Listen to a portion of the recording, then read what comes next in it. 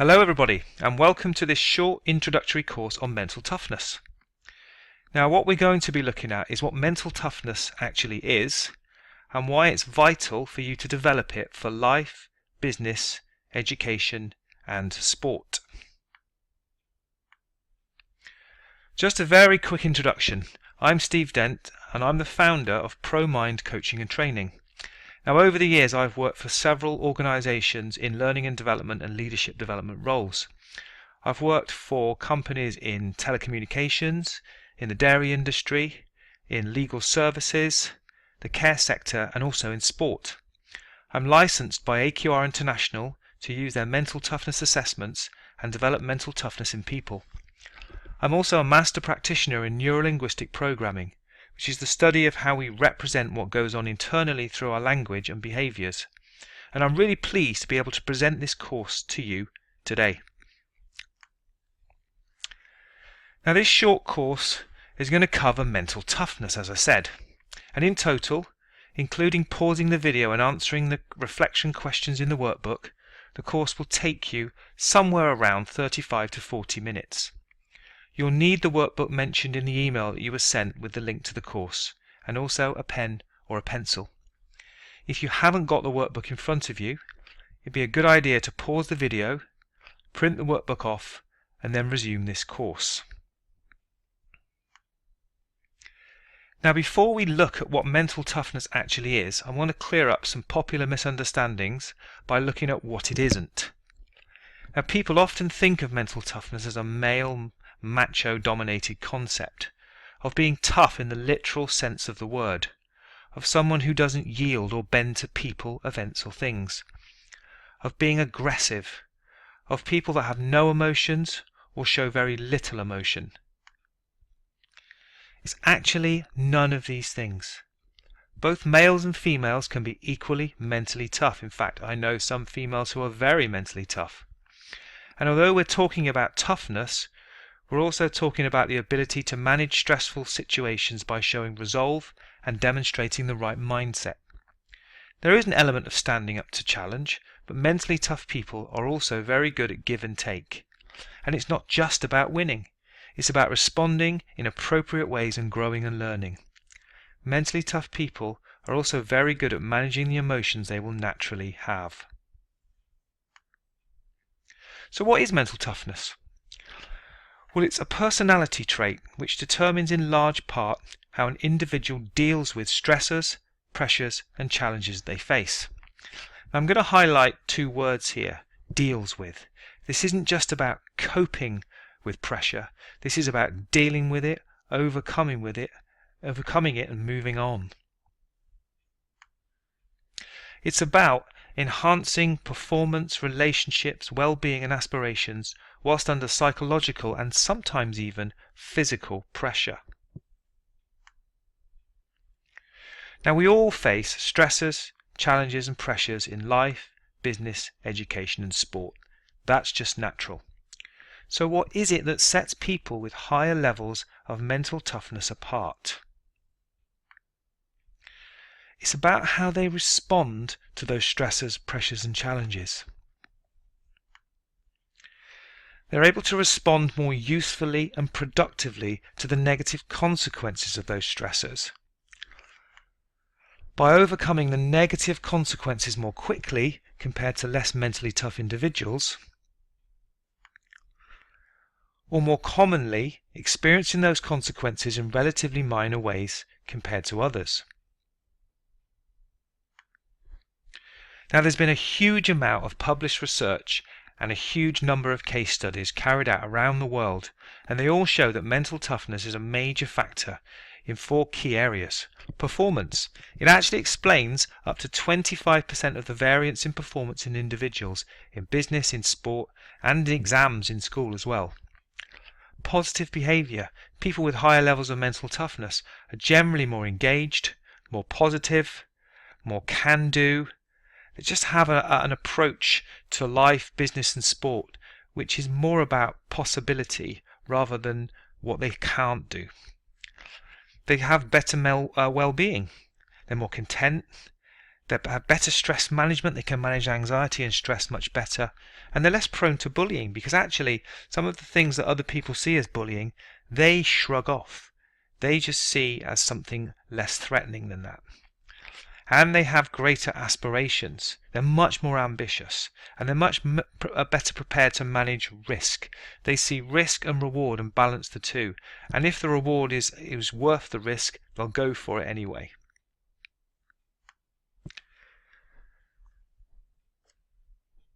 Mental toughness is not new. It's something that emanated from sport in America in the 1990s with various definitions from eminent sports coaches. It's built on work carried out by a psychologist from America called Suzanne Cabasa in the 1990s, and this has been taken forward in great strides by Professor Peter Clough from Manchester Metropolitan University and Doug Straharczyk, the CEO of AQR International, who are driving forward the research and implementation of the concept in all settings. So what does mental toughness look like then? The mental toughness model is based on 4 C's: control, commitment, challenge, and confidence. We're going to explore all the elements of this model in this course so that you have a good understanding of the elements of mental toughness and you recognize that it's not just a general global concept. First of all, we're going to look at each of the 4 C's, and I'm going to give you an overview of these and then bring them to life even more when we look at the 2 elements of each one.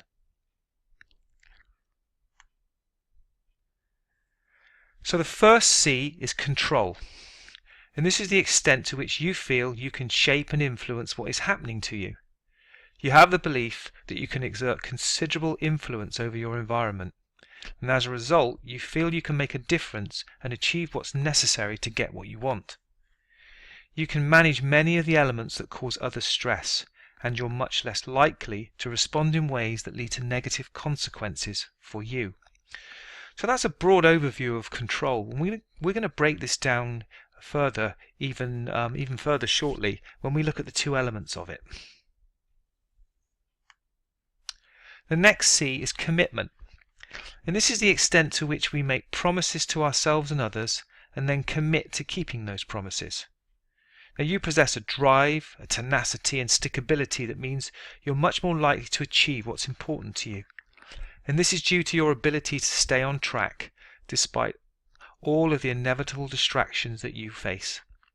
You remain much more focused and committed to things that you know mean something to you. The third C is challenge, and this is about your mindset to situations that you or others would view as difficult or challenging. Your mindset means that you see these situations as opportunities rather than threats, and as a result you're more prepared to go outside of the so-called comfort zone and stretch your capability. And this means that you will explore new avenues and opportunities as you experience these new situations. And the final C is confidence, and this is the extent to which you have the self-belief that you can get things done, particularly those things that others with similar or greater ability but lower confidence would not. Your inner dialogue is full of statements such as, I will do this, I can do this, this will go well. You just expect that what you set out to do, you will do. And this is also about you having the inner strength to stand up to others, assert yourself, and engage in discussion to present your point of view. So that's an overview of the 4 C's. And now that you have a broad understanding of the model so far, we're now going to look at it in more detail by looking at the 2 subscales of each of the 4 C's. So control is made up of 2 elements: life control and emotional control. So let's look at life control first. To describe life control, I want you to imagine that you have a circle around you. Everything inside of the circle you control, and everything outside of the circle you can't control. People with high levels of life control recognize they need to focus their attention on the things inside the circle, and by spending time on these things, they're being accountable for their outcomes and will be less susceptible to external influences. Now, the things inside your circle are things like your emotions, your methods, your beliefs, your thoughts, your actions, your preparation, your language. These are things that you can actually control and will help shape your environment. People with lower levels of life control spend a lot of their time worrying about factors outside of a circle. Government policy, the weather, traffic, other people, what others think of you, what others do, other people's judgment, competition, superstitions, and luck. They blame these factors for not getting what they want and use them as excuses when things don't go their way. They are quick to pass off responsibility for their performance and outcomes onto other people or external things. They are much more likely to blame bad luck or the fact they didn't touch wood or salute a magpie, and that was why things didn't work out for them. If you focus your energy and time on these inner circle things, then you're much more likely to have the success you want. Why? Because you can reflect on and manage how you act. You'll have the right mindset. How you go about things and your emotional state will be positive and productive. You're in control of these things, and if things don't work out, then you know exactly where to go to put them right. So that's life control. Let's look at emotional control. And that's the second element of the control C. People with high levels of emotional control are able to manage their emotional states in useful ways. They recognize that they have emotions just like everyone else, and have more awareness of when their emotional states are not helping them or others. They will feel anger, fear or sadness, as all people do. They, however, have higher levels of awareness and are able to let these emotions go and access more resourceful emotional states that are much more useful in that situation. On the flip side, people with lower levels of emotional control are slaves to their emotions. They hang on to unresourceful emotional states, and this impacts their levels of stress and anxiety. Have you ever seen a driver who's been cut up in traffic respond with anger by flashing headlights, sounding their horn and making physical gestures towards the so-called offender? Remember how they seem to be in this state for a long time, and maybe they're still in it when they reach their destination. How great would it be to be around them when they do? People with higher emotional control just don't respond in this way. If they are frustrated, they recognize it, accept it, and let it go. They're also good at masking their emotional states from others when this is appropriate. They may be feeling frustrated, but they just don't let it show, as they realize how this may impact the situation and the relationship. So that's the control element of mental toughness. And I think you'll agree that these are highly important aspects for being successful in any aspect of life. Now I'd like you to pause the video and look at the questions on page 3 and spend some time just reflecting and writing down your thoughts and views.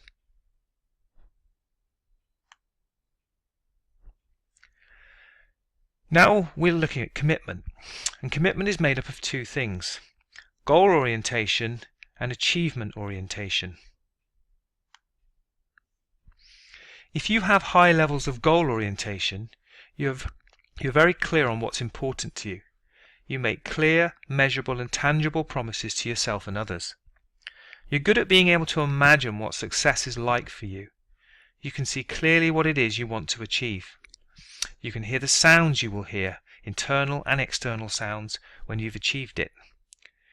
You can feel what it will feel like when you've achieved it, like both physical sensations and emotional states. And all of this adds up to a strong and vivid imagined idea of what achieving what's important to you will be like. Having something to strive for is a source of drive and motivation for you. You're very good at managing your thoughts, focus and attention towards your important end outcomes. Having high levels of achievement orientation means you are consistently demonstrating high levels of tenacity and stickability when faced with things to do, particularly those that are important to you.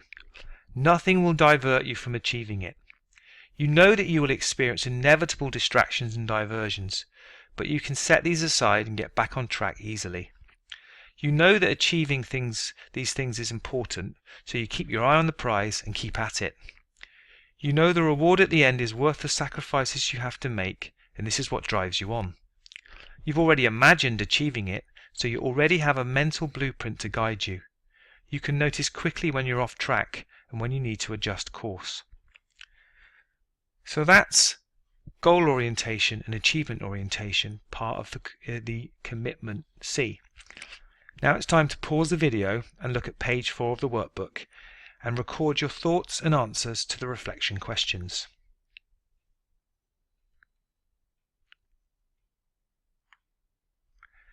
Now we move on to the challenge aspect of mental toughness, and this is made up of risk orientation and learning orientation. We all experience things that we perceive as difficult or challenging, and your mindset will be to embrace these positively with the view that these are opportunities to grow, expand your capability and try new things. When others would back away and use distortions such as, "I've never been able to do that," "This situation is impossible," you head towards change and uncertainty with the view this is something to overcome. You know that it might go all wrong, but you do it anyway. You weigh up the risks. You know there are risks, but the potential reward outweighs them. You know you might get criticism, but this doesn't affect your thought process. If it doesn't work out this time, then you'll change your approach and do it again differently. Learning orientation is about the extent to which you can reflect and learn from both good and bad experiences. Imagine a hamster on a wheel running and running, and running and running. But eventually it says to itself, "Sod this, I'm getting off. I'm tired and I'm getting nowhere." People, however, are on a metaphorical hamster wheel most of their lives and just keep on running. If we don't get what we want, we just run faster and faster, and we never think about getting off. We just get used to doing the same things repeatedly until they become normal for us.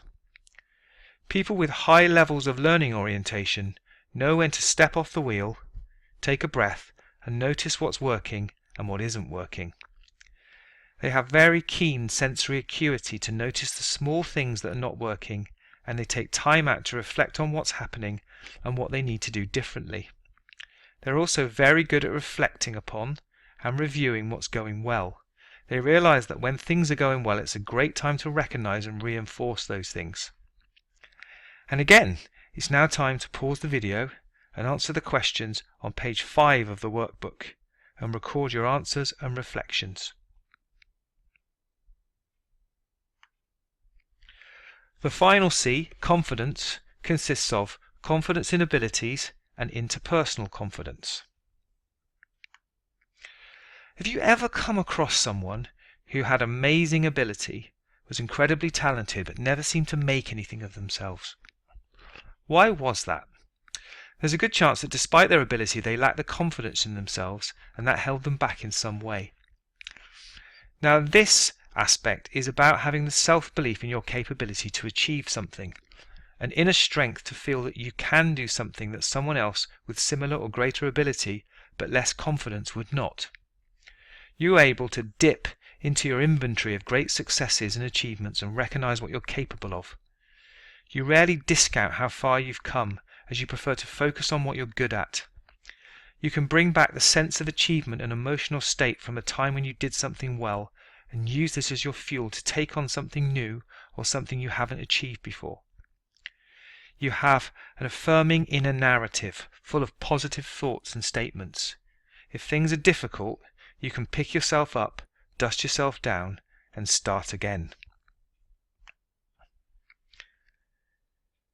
Have you ever been in a discussion with someone who was being forceful or domineering? How did that go for you? How did you deal with it? Now, this part of mental toughness is about how you assert yourself under challenge, how you stand up to others that want to dominate you or disagree with you. Now, you always take an "I'm okay, you're okay" standpoint. You view a question, opposing view, or a criticism not as a personal affront, but as an opportunity to have a productive debate and make your own point or learn something new. You're able to assert yourself in a respectful way and make your point when you feel that it's valid and worthwhile. You often take the opportunity to engage in productive discussion with others, no matter what level or status.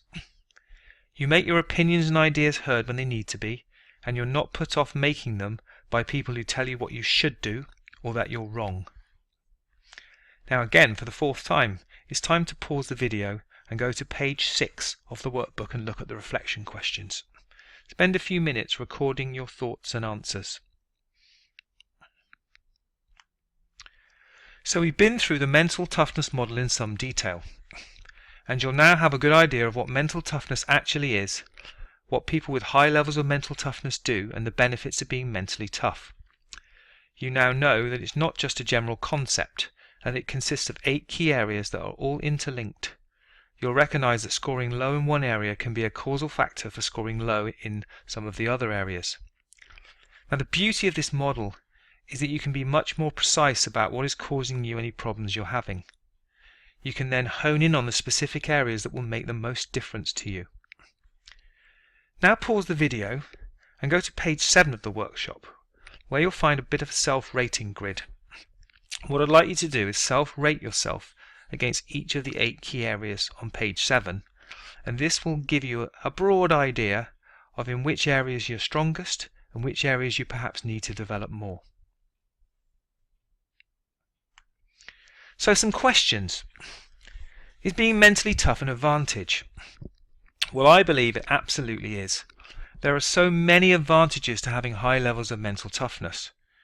Research has shown that mentally tough people are better leaders, more employable, have a better mindset to physical exercise, can recover from injury quicker, are less prone to bullying, develop peer relationships quicker, sleep better, are less prone to anxiety, and are more positive and achieve more. And there's been a huge amount of research that will back all of these statements up. Can mental toughness be developed? The great news is that it can, as it's a plastic personality trait. This means it can be developed with the appropriate interventions. Some aspects can be developed quite quickly, and some over a longer period of time, and this normally depends on the individual and their levels of commitment, and how mentally tough they are or not in the 8 key areas. So how can you develop your mental toughness? Well, the first step is to measure it in the 8 key areas to identify where you're high and where you're not. So how can you do this? Over the past 15 years, the MTQ questionnaires have been used in business settings, education settings and sports settings.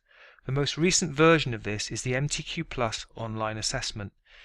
This is an extremely reliable and valid assessment and gives an accurate measure of how mentally tough you are.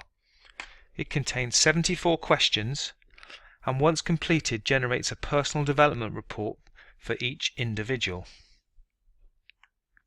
The assessment measures your overall mental toughness, the 4 C's and the 8 key areas, so you have a comprehensive and accurate assessment of how mentally tough you really are.